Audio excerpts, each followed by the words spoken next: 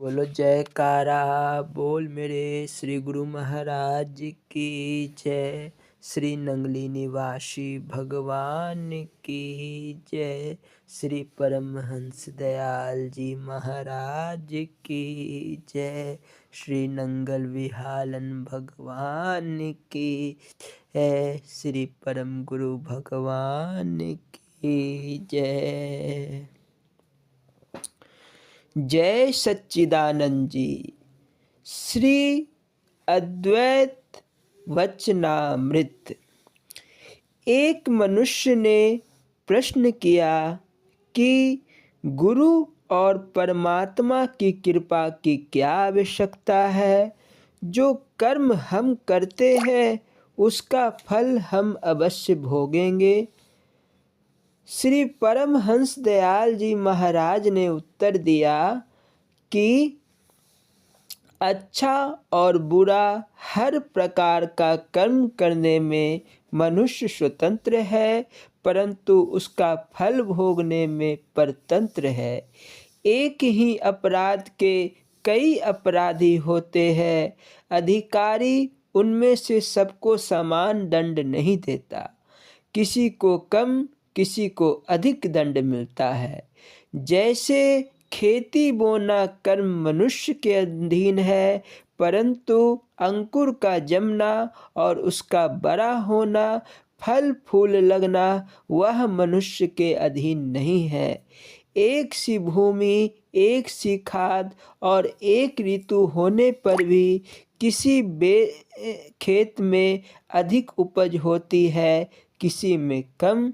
खेत बोने से पककर तैयार होने और अनाज समेटने तक प्रतिकूल वायु, ऋतु, गर्मी, सर्दी की कमी अथवा अधिकता, ओले पड़ना आदि कितनी प्रकार की उपाधियां हैं। इन्हीं के दूर होने के लिए कृपा की आवश्यकता है। बोलो जयकारा बोल मेरे श्री गुरु महाराज की जय। श्री स्वरूप दर्शन पाठ शरीर का वर्णन भाग 2। बोलो जयकारा बोल मेरे श्री गुरु महाराज की जय।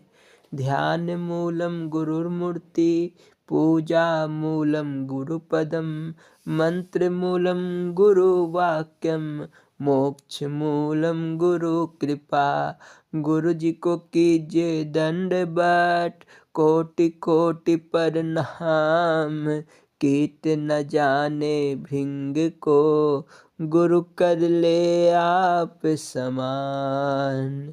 त्वमेव माता च पिता त्वमेव, त्वमेव बंधु च सखा त्वमेव, त्वमेव विद्या द्रविणं त्वमेव, त्वमेव सर्वं मम देव। हरि ओम। श्री स्वरूप दर्शन पाठ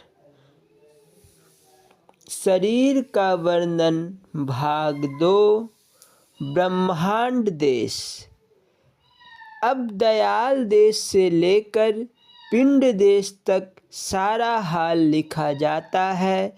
महापुरुषों ने सुरती अथवा जीवात्मा अपने वास्तविक स्थान को जिस तरह छोड़कर नीचे उतरता है उसका वर्णन किया है। सुरती का असली घर अनामी स्थान है, जिसे अकहलोक भी कहते हैं। यहाँ कोई बिरले महापुरुष ही पहुँचते हैं, उनको परम संत कहते हैं। इस स्थान से शब्द रूपी धार उठकर नीचे उतरी और 2 स्थानों अगम तथा अलग से होकर सतलोक में आई। यह स्थान महाप्रकाशवान चेतन ही चेतन है। सतलोक में पहुँचे हुए को संत तथा सत्पुरुष कहते हैं।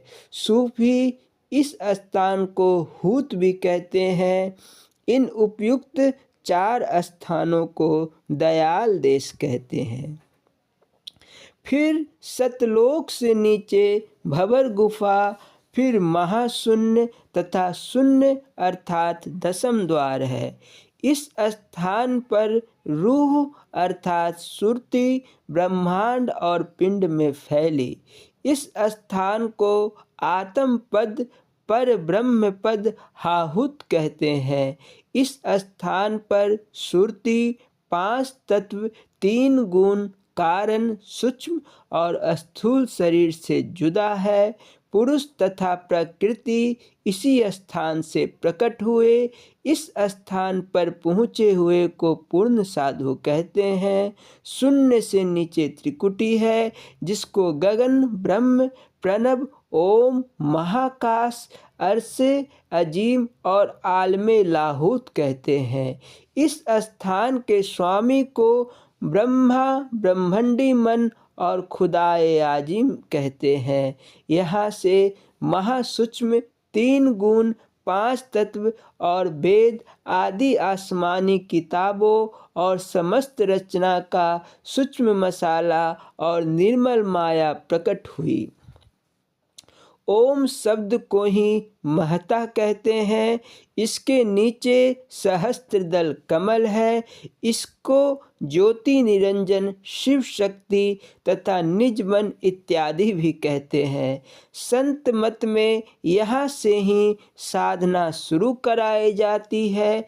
इस स्थान से सूक्ष्म तत्व अर्थात शब्द स्पर्श रूप रस गंध और उसके पीछे स्थूल तत्व अर्थात आकाश वायु अग्नि जल पृथ्वी और सूक्ष्म इंद्रियां प्राण और प्रकृतियां प्रकट हुई।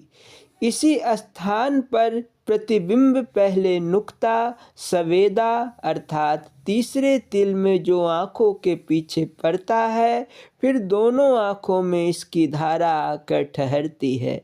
सहस्त्रदल कमल से चिदाकाश अर्थात व्यापक चेतन, जिसको ज्ञानी ब्रह्म भी कहते हैं, समस्त पिंड अर्थात शरीर में कुल रचना जो इस स्थान से नीचे फैली हुई है पहुँचता है। यहाँ तक इल्वी मुकाम अर्थात आसमानी है। यहाँ तक ब्रह्मांडीय स्थानों का वर्णन किया गया है। पिंड देश सहस्त्रदल कमल के नीचे 6 स्थान, जिनको षट चक्कर कहते हैं, पिंड में उनके प्रतिबिंब है। इन स्थानों को सिफली कहते हैं। पहला चक्र दोनों आँखों के पीछे है, जहाँ सुरति अथवा रूह का ठहराव है।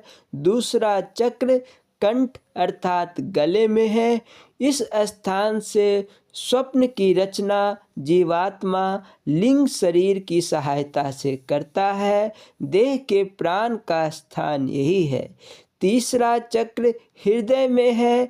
दिल अर्थात पिंडी मन का यही स्थान है। संकल्प विकल्प यहीं से शुरू होते हैं। सुख दुख आशा निराशा भय निर्भय इत्यादि का प्रभाव इसी स्थान पर होता है। चौथा चक्र नाभि कमल है। यह स्थूल पवन का भी भंडार है। 5वां इंद्रिय चक्र है। स्थूल शरीर की उत्पत्ति इस स्थान से होती है। छठा गुदा चक्र है। यह चक्र नाभि की ओर से प्राणों को खींचकर नीचे के शरीर अर्थात टांगों और पांवों को शक्ति देता है। इसलिए इसको 9 द्वारों का पसारा कहा गया है। ऊपर सभी स्थान पिंड की सीमा आँखों तक है, क्योंकि सिफली चक्र आँखों के नीचे तक समाप्त होते हैं। आँखों के ऊपर सहस्त्रदल कमल के मैदान से ब्रह्मांड शुरू होता है और उसका सीमा 10वें द्वार तक खत्म हो जाती है। महाशून्य से परे दयाल देश है, यही संतों का निज स्थान अर्थात उनकी राजगद्दी है। सुरती अपने असली घर से सुषुम्ना नाड़ी के द्वारा उतरती है, जो अनामी स्थान तथा दयाल देश से लेकर ब्रह्मंडी तथा पिंडी स्थानों को सत्ता देती है। वृत्तियों और धारा को दल कहते हैं। स्थूल शरीर सुरती अथवा जीवात्मा का भामावेश और यंत्र है। इसका अस्तित्व केवल जागृतावस्था में प्रतीत होता है। इसी तरह सूक्ष्म शरीर का संबंध स्वप्नावस्था से है।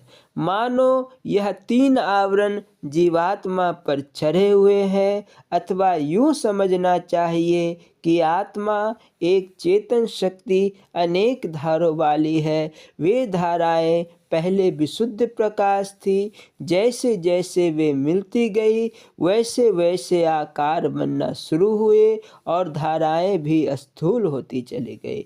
सुरती अथवा रूह के समान सूक्ष्म अथवा उस जैसी शक्ति और गुण वाली कोई वस्तु नहीं।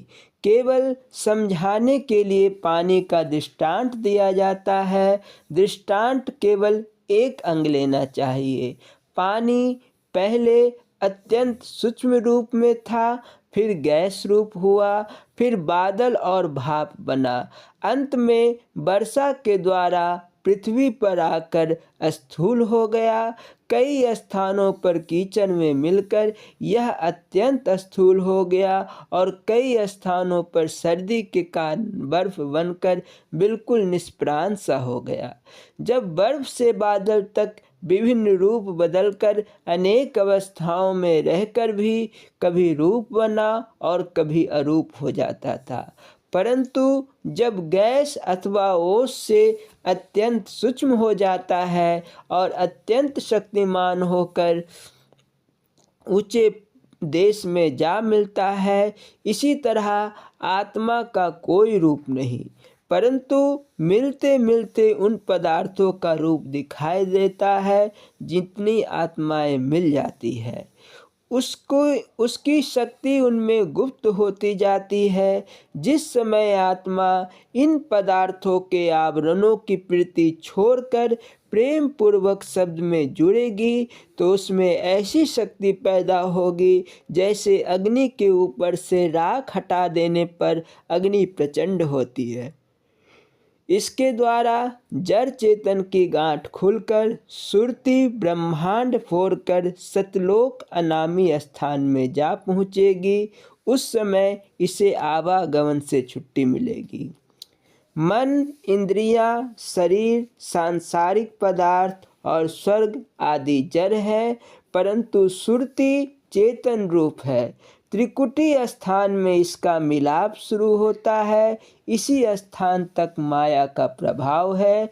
इस स्थान से जड़ चेतन की गांठ शुरू हुई अर्थात बंदी है। सुरती के इस स्थान को जिनमें से होकर वह नीचे उतरी है, उन्हीं स्थानों से श्रेणी के हिसाब से अभ्यास के द्वारा इसे ऊपर की ओर खींच कर ले जाने से त्रिकुटी में जड़ चेतन की ग्रंथि खुल जाएगी, अर्थात जड़ पदार्थ इस स्थान पर रह जाएंगे, यहाँ से आगे नहीं जा सकते।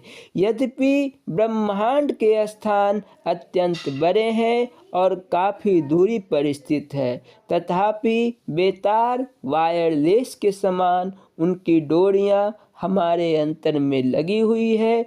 जब सुरती शब्द योग अभ्यास करने से रूह हमारे शरीर में सिमटकर ऊपर के स्थानों में चढ़ जाएगी, तो जब और जितनी दूर तक चढ़ेगी इन स्थानों से तार लगा हुआ है और जो धाराएं आती जाती है वे दूरबीन के समान है, जिनके द्वारा हम उन दूरवर्ती स्थानों को देख सकते हैं।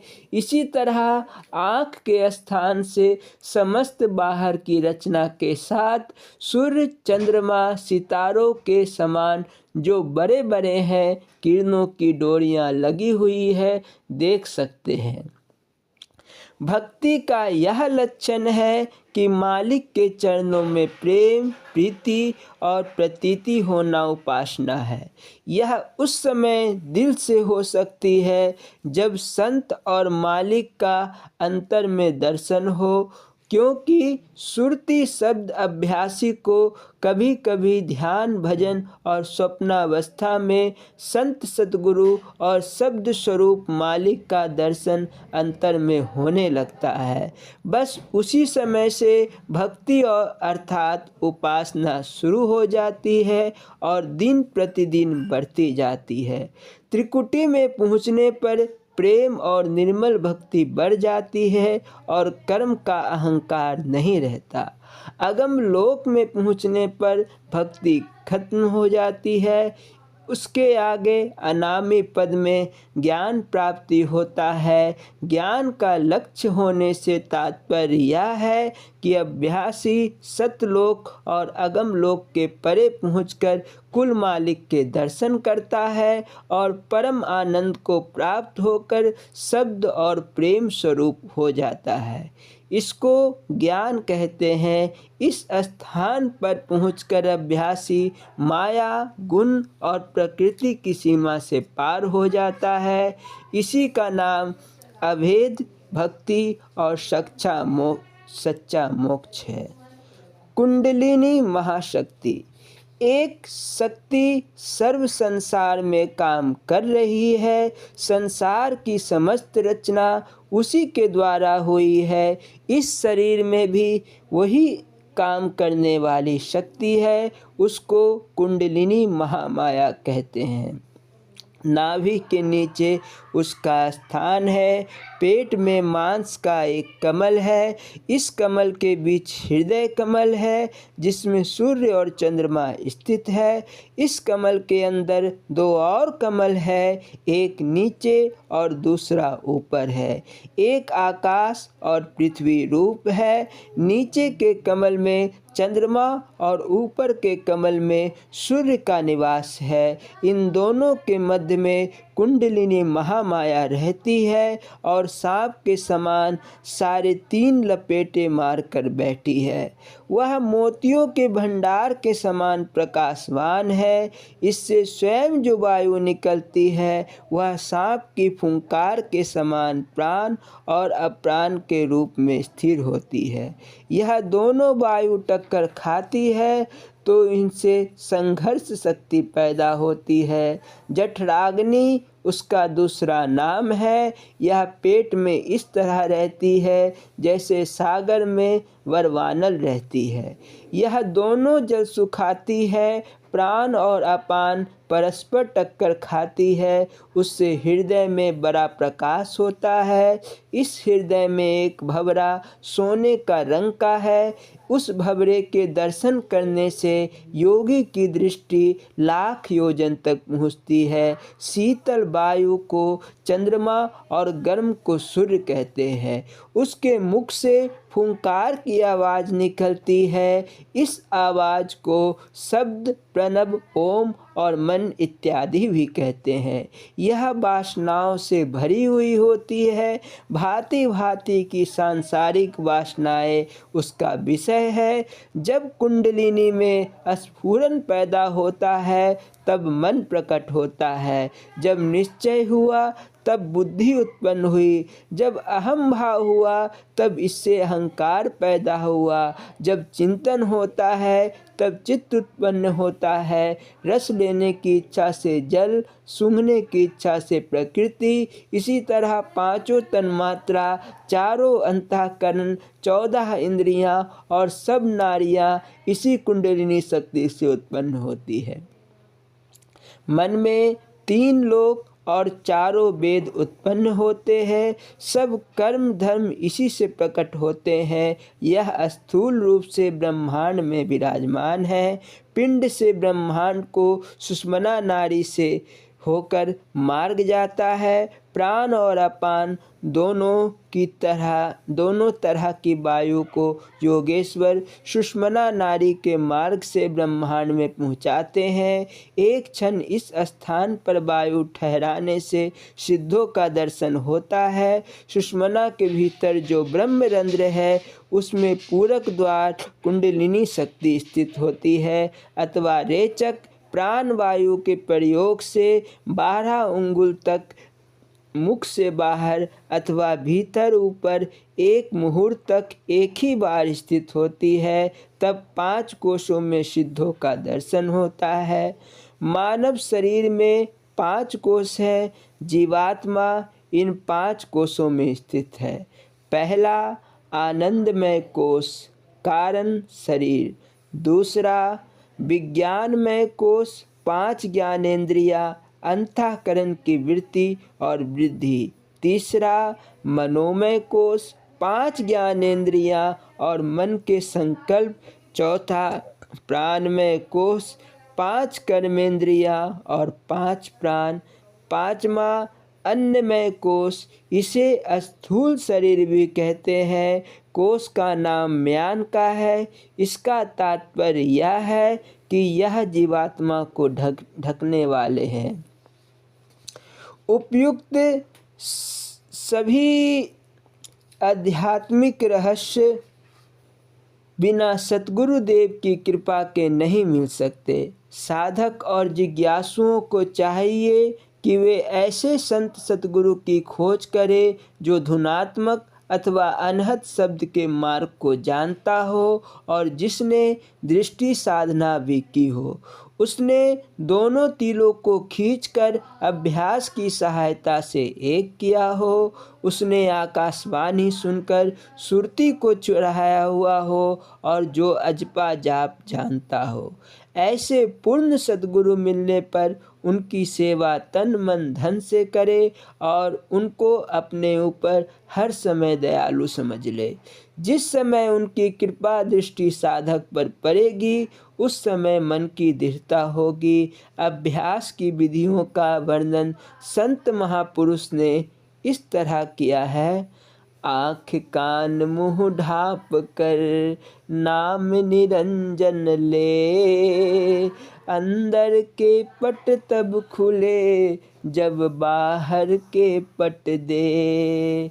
तीनों बंद लगाए के अनहद सुनो टंकोर, नानक शून्य समाधि में नहीं सांझ नहीं भोर। चश्मे बंदो गोश बंदो लबे बंद, गरना बीनी नूर हक बरमन वखंदे। महापुरुषों ने उपरोक्त वाक्यों में अभ्यास की 3 युक्तियों पर प्रकाश डाला है। उन 3 क्रियाओं का संक्षिप्त विवरण इस तरह है। अभ्यास से जितनी बड़ाई आँख की है उतनी और किसी की नहीं। यह सर्व प्रकार से परिपूर्ण है। सहज समाधि परमात्मा को मिलने की सर्वोत्तम युक्ति है। देवता दिल की आँख से परमात्मा को देखते हैं और आंतरिक स्थानों की सैर करते हैं। सहज समाधि का सीख ले लटका, काहे फिरे तुई तूत भटका। दिल की भी जरा तू सैर कर, जलवाए दीदार आए नजर। बोलो जयकारा बोल मेरे श्री गुरु महाराज की जय। शेष अगले भाग में। बोलो जयकारा बोल मेरे श्री गुरु महाराज की जय। स्वामी हीरानंदपुरी जी महाराज जी की लीला संस्मरण एवं अमृत प्रवचन। बोलो जयकारा बोल मेरे श्री गुरु महाराज की जय। बोलना जी। हरि ओम, हरि ओम, हरि ओम। श्री स्वरूप स्वामी हीरानंदपुरी जी महाराज जी की लीला संस्मरण। नंगल निवासियों के मुंह से सुना करिश्मा। श्याम बाल कृष्ण गुप्ता लखनऊ निवासी फरमाते हैं, नंगली निवासी श्रद्धेय स्वामी स्वरूपानंद जी महाराज ने जब स्वामी हीरानंदपुरी जी महाराज जी को रमते राम होने की आज्ञा दी तो वह चल पड़े। गुरु आज्ञा पा किसी ऐसे अज्ञात स्थान की ओर जहाँ से शायद उन्होंने गुरु प्रसाद आगे बांटना था। गांव-गांव चलते वह दसुआ और मुकेरिया के बीच स्थित नंगल विहालन गांव पहुँचे।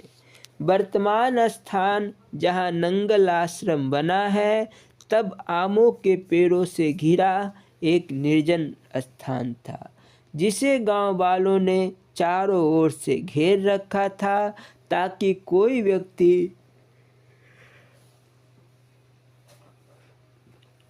उस स्थान में प्रवेश न कर सके। आखिर क्यों? स्वामी हीरानंद जी महाराज जी ने थोड़ा सा स्थान बनाकर उस स्थान में प्रवेश किया और एक पेड़ के नीचे पद्मासन लगाकर ध्यान मगन हो गए। एक चरवाहे ने उन्हें उस स्थान में जाते देखा तो भागकर गांव के मुखिया को बताया कि आमों के बाग में गैरिक वस्त्रधारी बाबा आसन लगाकर बैठा है। मिनटों में गांव वाले लोग इकट्ठा हो गए। वे दूर से आवाज़ें लगा रहे थे, बाबा वहाँ से बाहर आ जाओ, जल्दी निकल आओ। स्वामी जी महाराज ने गांव वालों की गुहार सुनी तो हाथ के इशारे से अपने पास बुलाया, परंतु कोई भी उस बाग में आने को तैयार नहीं हुआ। सभी दूर से बाबा को बाहर आने को कह रहे थे। ना तो बाबा बाहर आए, ना गांव वाले अंदर गए। गांव वाले चिंतित थे, परंतु स्वामी जी के चेहरे पर एक अजीब सी मुस्कान थी। धीरे धीरे अंधेरा छा गया। गांव के लोग दूर से खड़े किसी अनहोनी घटना का इंतजार करने लगे। चंद मिनटों में आमों के पेड़ों पर प्रकाश हो गया। लोगों के बात करने की आवाज़ें आने लगी, ढोल नगाड़े बजने लगे। यह आम बाग एक भूतहा इलाका था। संध्या होते ही भूतों की बारातें सजती, नगाड़े बजते, रात भर जश्न होता। अगर कोई मानव भूले भटके उस इलाके में प्रवेश कर जाता तो वह भी उनकी जमात में प्रवेश पा लेता, क्योंकि भूत उसे मार डालते और वह भी प्रेत योनि में चला जाता। गांव वालों ने इसी कारण से वह पूरा इलाका घेर कर सील कर दिया था, जिससे कोई अनहोनी घटना घटित ना हो। गांव वालों का दिल धक धक करने लगा। स्वामी हीरानंदपुरी जी महाराज पद्मासन लगाए अपने भजन पर अडिग रहे। थोड़ी देर बाद लोगों ने सुना भूत बोल रहे थे, बाबा छोड़ दो हमें, हम यहाँ से चले जाएंगे। लोगों ने देखा वह रोशनियाँ जो आमों के पेड़ों पर रोज होती थी उस इलाके से निकलकर भाग रही थी। गांव वालों ने जब देखा कि वह समस्त रोशनियाँ आगे जाकर जंगल में विलीन हो गई तो उनकी जान में जान आई। 3 दिन तक लोग दूर से ही आते रहे और देखते रहे। धीरे धीरे लोग हिम्मत कर श्री चरणों में आए। गांव वालों ने वह अपनी समस्त जमीन आश्रम बनाने के लिए गुरुदेव को अर्पण कर दी, जहाँ आज नंगल में गुरुदेव का आश्रम एवं समाधि है।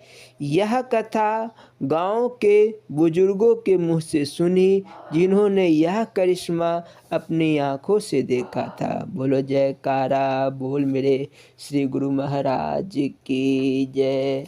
स्वामी हीरानंदपुरी जी महाराज जी की अमृत प्रवचन। बोलो जयकारा बोल हे श्री गुरु महाराज की जय। इस प्रवचन को प्रारंभ करने के पूर्व यह दास स्वामी हीरानंदपुरी जी महाराज जी के चरण कमलों में दंडवत प्रणाम करता है।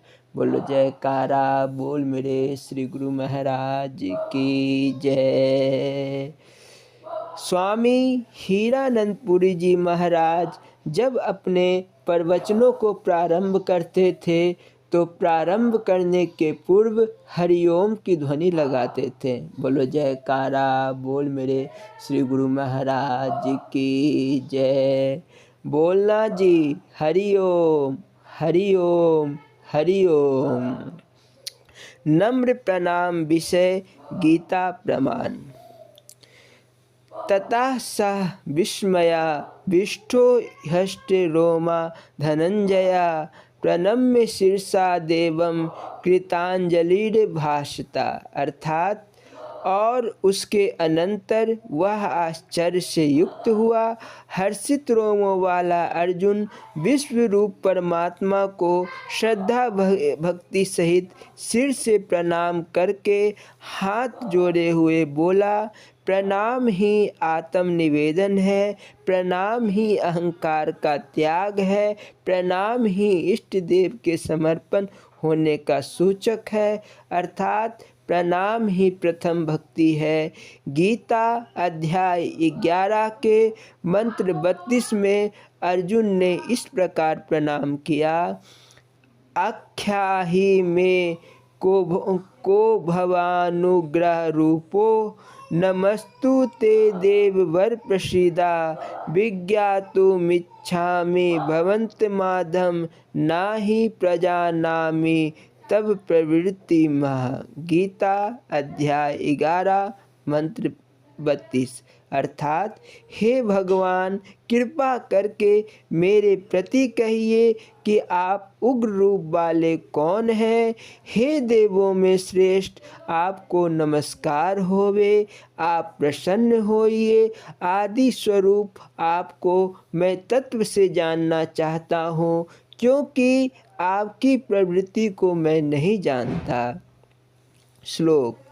स्थाने हृषिकेशा तब प्रकृत्या जगता प्रहस्यन्नुरज्यते च रक्षांसि भीतानि दिशो ध्वन्ति सर्वे नमस्यापन्ति च सिद्धिमंगा। गीता अध्याय 11 मंत्र 36। अर्थात हे अंतर्यामी यह योग्य ही है कि जो आपके नाम और प्रभाव के कीर्तन से जगत अति हर्षित होता है और अनुराग को भी प्राप्त होता है तथा भयभीत हुए राक्षस लोग दिशाओं में भागते हैं और सब सिद्धगणों के समुदाय नमस्कार करते हैं। इस प्रकार अपने अपने अपराधों की क्षमा के लिए और इष्ट देव की प्रसन्नता के लिए सर्व मनुष्य मात्र को प्रत्येक युग में नमस्कार रूपी परम धर्म का पालन करना पड़ा। नमस्कार के बिना पापों का नाश और ईश्वर की प्राप्ति कभी भी नहीं हो सकती है। इसीलिए उपासक शिष्य को इष्ट के चरणों में पूर्ण श्रद्धा प्रेम से हस्त मस्तक से पाद स्पर्श करके प्रणाम करना चाहिए। कस्माच्च तेना नमेरन महात्मना गरीयसे ब्रह्मणोऽप्यादि कर्त्रे अनंत देवेशा जगन्निवासा त्वमक्षरम सदसत्तत्परम यथा। गीता अध्याय 11 मंत्र 37। अर्थात हे महात्मन, ब्रह्मा के भी आदि कर्ता और सबसे बड़े आपके लिए वे कैसे नमस्कार नहीं करें, क्योंकि हे अनंत, हे देवेश, हे जगन्निवास, जो सत असत और उनसे परे अक्षर अर्थात सच्चिदानंद घन ब्रह्म है, वह आप ही हैं। त्वमादिदेवः पुरुषा पुराणस्त्वमस्य विश्वस्य परं निधानमा, वेत्तासि वेदं च परं च धामा, त्वया ततं विश्वमनन्तः रूपा। गीता अध्याय 11 मंत्र 38।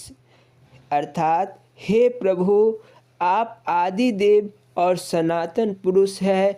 आप इस जगत के परम आश्रय और जानने वाले तथा जानने योग्य और परम धाम है। हे अनंत रूप, आपसे यह सब जगत व्याप्त है अर्थात परिपूर्ण है। वायुममोर्निग्ने वरुणः शशांक प्रजापतिस्त्वं प्रपितामहश्च, नमो नमस्तेस्तु सहस्रकृत्वा पुनश्च भूयोऽपि नमो नमस्ते। गीता अध्याय 11 मंत्र 39।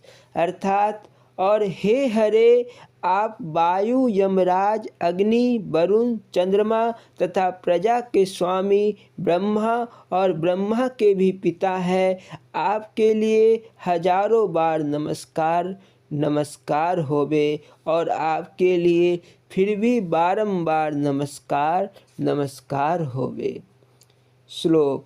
नमः पुरस्तादाय पृष्ठतस्थे नमोस्तुते, ते सर्वता एव सर्वा, अनंत वीर्यामिता विक्रमस्त्वं सर्व समापनोषिता तोऽसि सर्वा। गीता अध्याय 11 मंत्र 40। अर्थात और हे अनंत सामर्थ्य वाले, आपके लिए आगे से और पीछे से भी नमस्कार होवे। हे सर्वात्मन, आपके लिए सब ओर से ही नमस्कार होवे, क्योंकि अनंत पराक्रमशाली आप संसार को व्याप्त किए हुए हैं। इससे आप ही सर्वरूप हैं। पितासि लोकस्य चराचरस्य त्वमस्य, पूज्यश्च गुरुगर्याना, न तत्त्वसोमतस्य ततिधिका, कुतोऽन्यो लोकत्रयेऽपि प्रतिम प्रभावा। गीता अध्याय 11 मंत्र 43। अर्थात हे विश्वेश्वर, आप इस चराचर जगत के पिता और गुरु से भी बड़े गुरु एवं अति पूजनीय हैं। हे अतिशय प्रभाव वाले, तीनों लोक में आप समान भी दूसरा कोई नहीं है, फिर अधिक कैसे होवे। तस्मात् प्रणम्य प्रणिधाय कायं, प्रसादये त्वां हि मीड्यमा, पितवे पुत्रस्य सखेव सख्यु, प्रियार्हसि देव सोढुमा।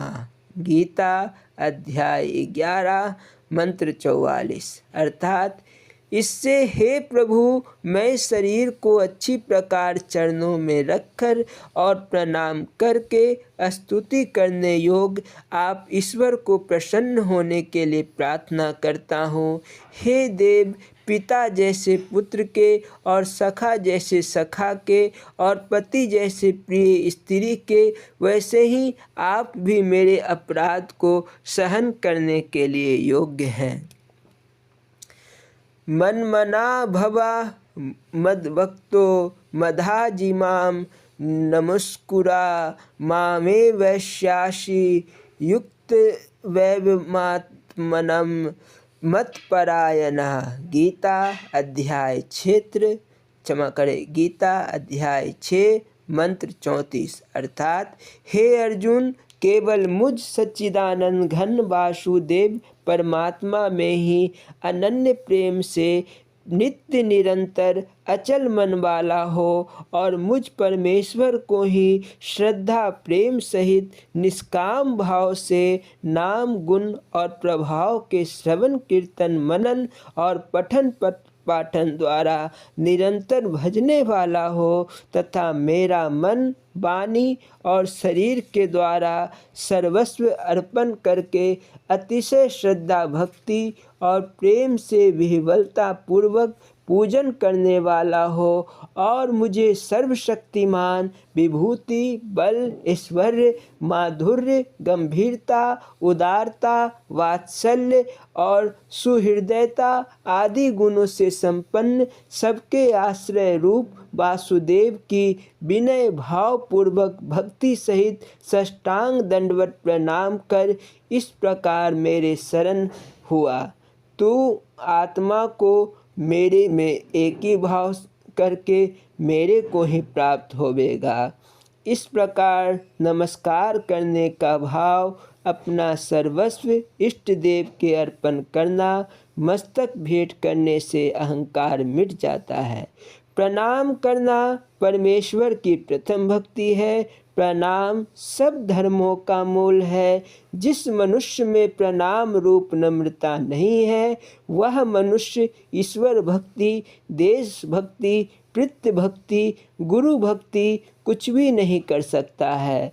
इसीलिए सर्वशास्त्र विशारद पुरुषों ने सर्व ग्रंथों की आदि में मंगलाचारण किया अथवा अपने इष्ट देव को नमस्कार किया, क्योंकि नमस्कार के बिना देव की प्रसन्नता नहीं होती। नमस्कार करते ही नमस्कार करने वाले पर देव प्रसन्न होता है। देव की प्रसन्नता से सर्व पाप दुख नाश हो जाते हैं। साखी गुरु से ज्ञान जो लीजिए शीश दीजिए दान, भौतुक बंधु बह गए राखी जीव अभिमान।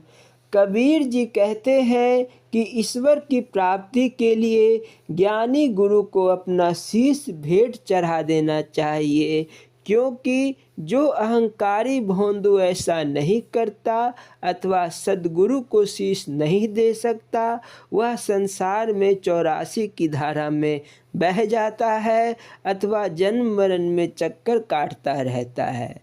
साखी पहले दाता शिष्य भया तन मन अर्पा शीस, पीछे दाता गुरु भय नाम किया विश्वासीस। सद्गुरु भगवान और धर्माचार्य को साष्टांग दंडवत करना चाहिए। साखी गुरु गोविंद करि जानिए रहिए शब्द समाय, मिले तो दंडवत बंदगी नहीं पल पल ध्यान लगाए।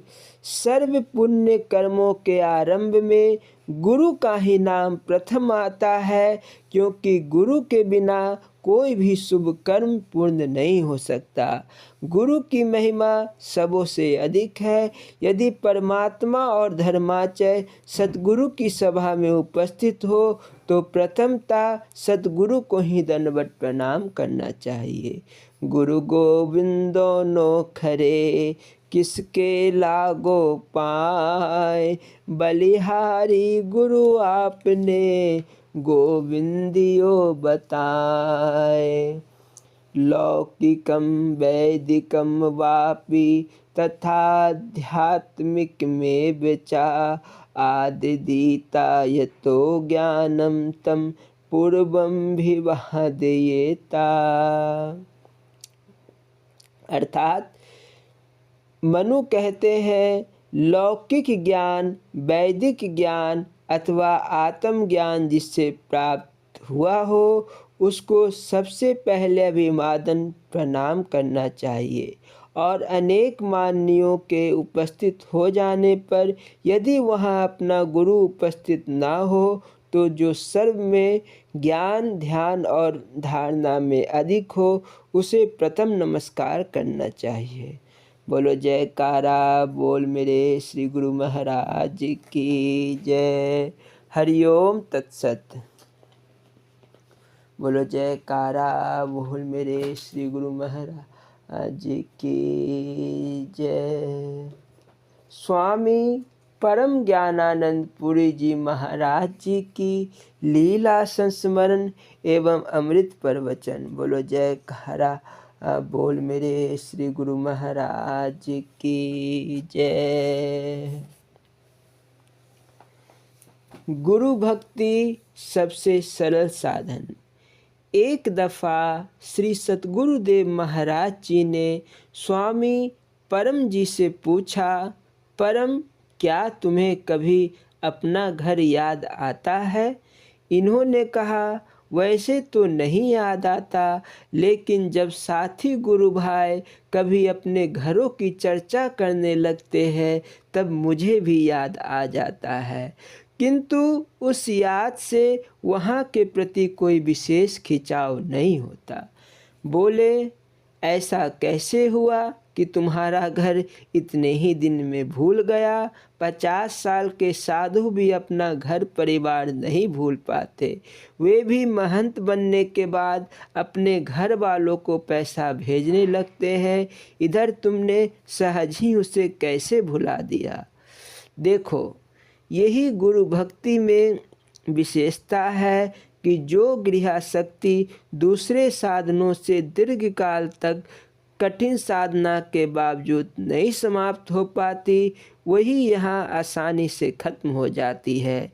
कारण यहाँ का संसार पुराने संसार से हर मामले में बड़ा है, अतः वहाँ की यादें स्वतः भूल जाती है। वहाँ तुम्हारा छोटा सा घर था, यहाँ इतना बड़ा है। वहाँ 2-4 लोगों का परिवार था, यहाँ हजारों का है। वहाँ एक माता पिता का प्यार मिलता था, यहाँ अकेले ही मैं कई माताओं के बदले प्यार देने बैठा हूँ।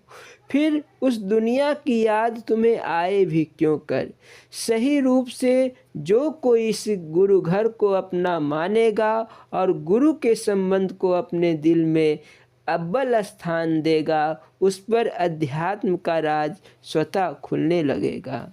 बोलो जयकारा बोल मेरे श्री गुरु महाराज की जय।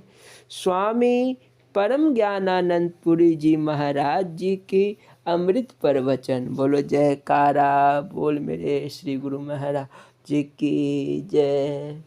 इस प्रवचन को प्रारंभ करने के पूर्व यह दास स्वामी परम ज्ञानानंद पुरी जी महाराज जी के चरण कमलों में दंडवत प्रणाम करता है। बोलो जयकारा बोल मेरे श्री गुरु महाराज जी की जय। स्थान बटाला पंजाब, दिनांक 6/11/1976।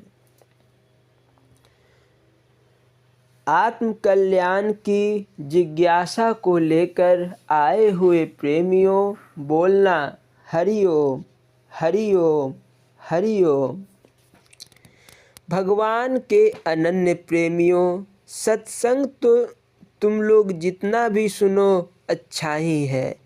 किसी गांव में एक महात्मा आए। गांव के लोग महात्मा जी के पीछे पड़ गए और उनसे सत्संग सुनाने का आग्रह करने लगे। महात्मा ने पूछा, तुम्हारे गांव में इसके पहले क्या कभी कोई महात्मा आए थे?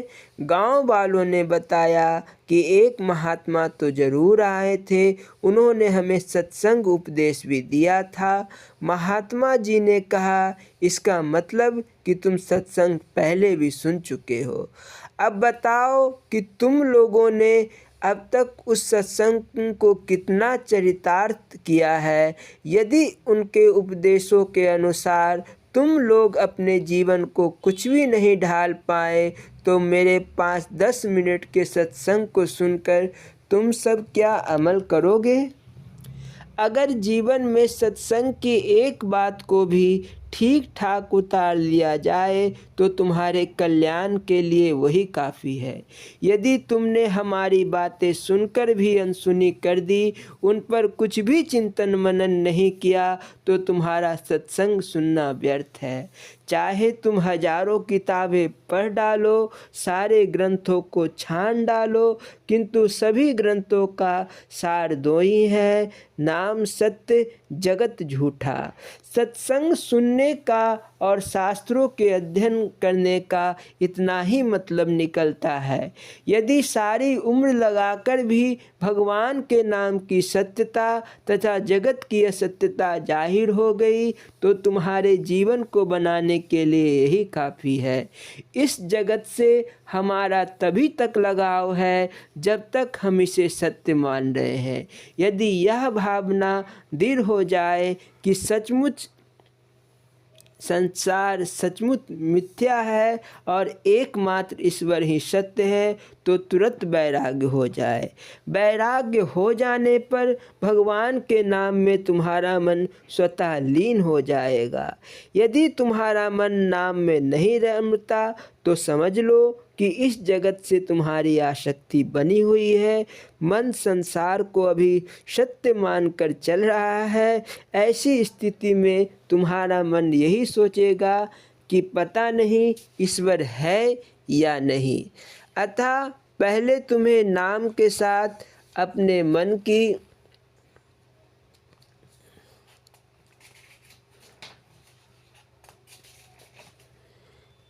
जोड़ लेना है। शास्त्र एवं सत्संग का मतलब यही है कि जो सत्य है वह सदा सत्य है। नास्तिकों के ना मानने से उस सनातन सत्य में कोई अंतर नहीं आता। जीवन में शास्त्रों का आधार बनाकर कहा जाता है कि ईश्वर क्या है, कैसा है। यह अलग बात है कि यह हमारे दिमाग में जल्दी नहीं बैठ पाती। ईश्वर तो बुद्धि से परे की चीज़ है, उसे समझ लेना बहुत बड़ी बात है। जैसे ही आदमी को ऐसी समझ आ जाती है, उसे खुद ईश्वर का दीदार हो जाता है। भजन अभ्यास तो प्रभु कृपा को पाने के लिए किया जाता है। भजन तो तुम करते नहीं और पहले ही 900 वरदान मांग लेते हो। भगवान तुम्हें वरदान नहीं देगा। जैसे यह माला हमारे पास है, इसकी कीमत 100 रुपये है। यदि तुम कहो तो मैं तुम्हें इसे 4 पैसे में दे दूँ, तो मैं क्यों दूंगा यह माला? तुम मुझे बनिया भी बना रहे हो और एक कीमती माला को केवल 4 पैसे में मुझसे ले जाना भी चाहते हो। भगवान को तुम कितने रुपयों का समझते हो? कितना भजन करके तुम उसे प्राप्त कर लेना चाहते हो? कईयों ने तो उसे प्राप्त करने के लिए पृथ्वी को 4-4 अंगुल नाप कर भजन किया, लाखों साल तक सुमिरन किया, फिर भी उन्हें भगवान का दीदार नहीं हो सका। भजन तो सिर्फ दया का पात्र बनने के लिए किया जाता है। दीन बंधु तो तुम्हें तभी मिलेंगे जब सचमुच तुम उनकी नज़रों में अपने को दीनहीन बना लोगे। भगवान का दीदार तुम्हें तभी होगा जब वह तुम पर दयालु हो जाएगा। कहा है, लेखे गिनत न छूटिए, छिन छिन भूलन हार, वक्ष हार या वक्ष दे, नानक पार होतार। गिनती और हिसाब लगाने से तुम्हारा कल्याण नहीं हो सकता। जो करनी समझे प्रभु मोरी, नहीं निस्तार कलप सतकोरी। अर्थात हे प्रभु, तुम अगर मेरे कर्मों को देखोगे तो करोड़ों जन्मों तक भी मेरा उद्धार नहीं हो सकता। इसीलिए यहाँ हिसाब लगाने से काम नहीं चलने का। यदि तुम्हारे सामने नोटों की गड्डी से भरी हुई बोरी फेंक दी जाए और तुम्हें उसे उठाने को कहा जाए, तो क्या तुम हिसाब की लगाकर नोट उठाओगे? तुम तो यही चाहोगे कि सारी बोरी हो काबू में कर ले। इसी तरह भजन और नाम जप के लिए क्या पूछते हो? यही तो अपनी सच्ची कमाई है। तुम जितना नाम का सको जप लो। उसे तो कितना ही जपोगे थोड़ा ही मुमुक्षा जाएगा, जितना ही जपोगे थोड़ा ही समझा जाएगा। क्या नाम के महत्व को तुम समझते हो? तुम लोग कहते हो कि अमुक आदमी बड़ी तनख्वाह पाता है। कितना कमाता होगा वह? 100 रुपये रोज़ कमाता होगा और क्या। लेकिन भगवान के नाम जप के लिए उसे वक्त ही नहीं मिलता। क्या भगवान 100 रुपये का भी नहीं है? क्या तुम उसकी कीमत आंक सकते हो? 10 मिनट भी भजन के लिए समय नहीं मिलता। नौकरी के लिए तुमने जब छोड़ दिया तो नौकरी की कीमत ज़्यादा और नाम की कीमत कम। इस प्रकार भगवान नहीं मिल सकता। जब तुम्हारे हृदय में नाम की कद्र ही नहीं है, श्रद्धा ही नहीं है, तो फिर भगवान भी उसी हिसाब से मिलेगा ना। स्वामी राम तीर्थ कहते हैं, बार दू सरकार पर दोनों जहां के मालो जर, क्या करूं कुछ है नहीं वारता होता अगर। जब तुम्हारा दिल मालिक के लिए न्योछावर हो जाएगा, मन समर्पण के उदात्त भाव से भर जाएगा, तब तुम भगवान के कृपा के अधिकारी बन जाओगे। फिर तो तुम्हारे सारे कर्म पूरे हो जाएंगे। कृपा का मतलब क्या समझते हो? भौतिक पदार्थों की प्राप्ति का नाम कृपा नहीं है। कृपा तो वह है जब तुम्हारे अंदर कोई इच्छा ही शेष ना रहे। असल में यही स्थिति पूर्ण काम होने की है, लेकिन हम ऐसी कृपा को समझते ही कहाँ है। लोग तो यह समझते हैं कि लॉटरी का टिकट मिल जाए तो यही कृपा है। एक दफ़ा पार्वती जी के साथ भगवान शंकर कहीं जा रहे थे। रास्ते में अंधेरा हो गया। शंकर जी पार्वती के साथ एक गरीब भक्त के घर चले गए। भक्त ने उनकी बड़ी आवभगत की, खूब सेवा सत्कार किया। भक्त बेचारा टूटी फूटी झोपड़ी में रहता था और संपत्ति के नाम पर उसे केवल एक गाय थी। भक्त के यहाँ से चलते समय शंकर जी उसे आशीर्वाद देते गए कि उनका गाय मर जाए।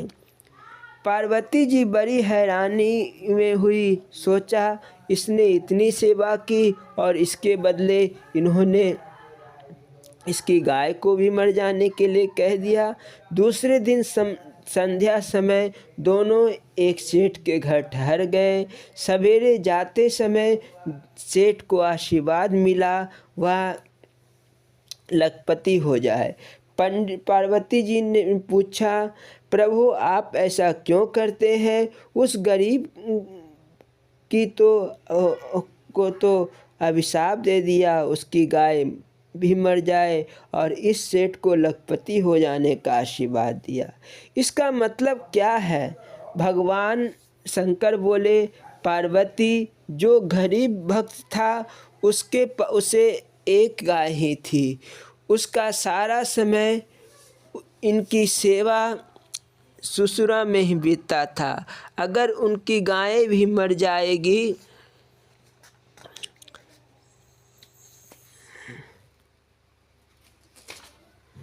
तो वह निश्चिंत होकर रात दिन भगवान का भजन करेगा और उससे उसका कल्याण हो जाएगा।